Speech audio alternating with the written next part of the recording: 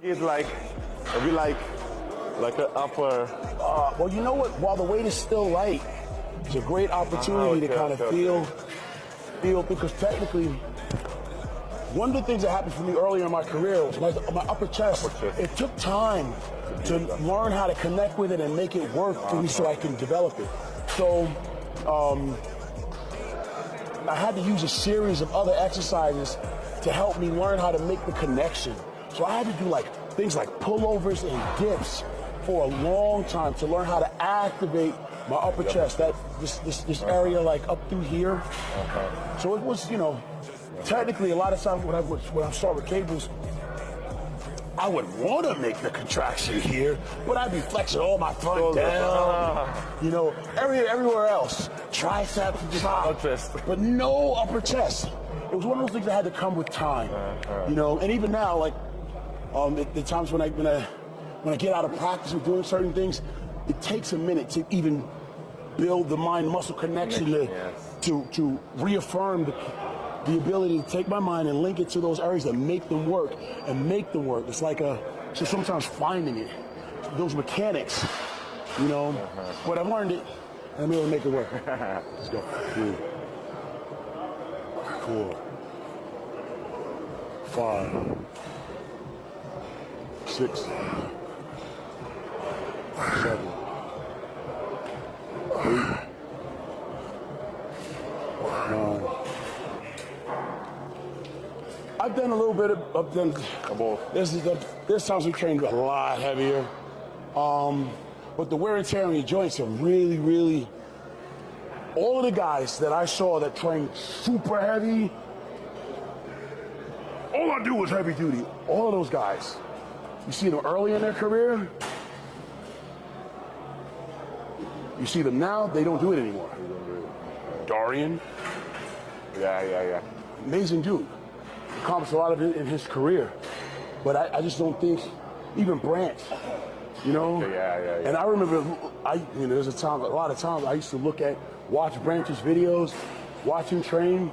You know, there's probably no one that trained as aggressively and as hard as that dude. And I remember spending a lot of time competing, like trying to get myself together to be able to compete against a guy like that.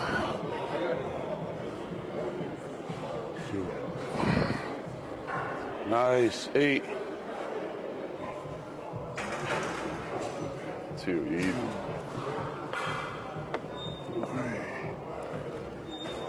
4, 5. Size. What are we thinking? For upper chest, how many exercises do you usually do to hit only upper chest? It depends, because most times, like during the course of my development, again, this specific awareness and activation was always there was an extra step that I needed to do in an effort to be able to connect better with it, you know? So a lot of times before I actually got started, I'd have to do a prerequisite exercise to kind of really help me walk through the mechanics and try to fire those fibers up. Even my ability to be able to find it and make it work in the right sequence. So I would have to do things like a dip, superset it with a cable crossover or a pec deck, just to activate. Then from there, I'd go into something like a dumbbell fly.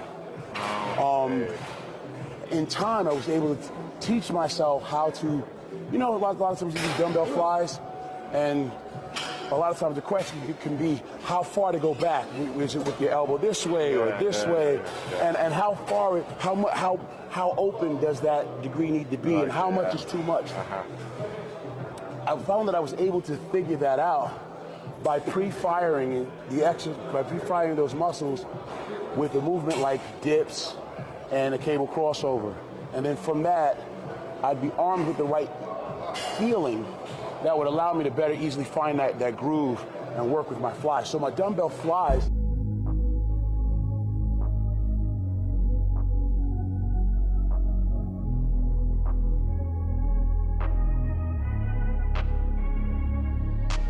Now you say you feel in your tricep? The last part at the top, the contraction from inside. I always thought that this exercise is for lower chest. I don't know why. Or it's for the overall.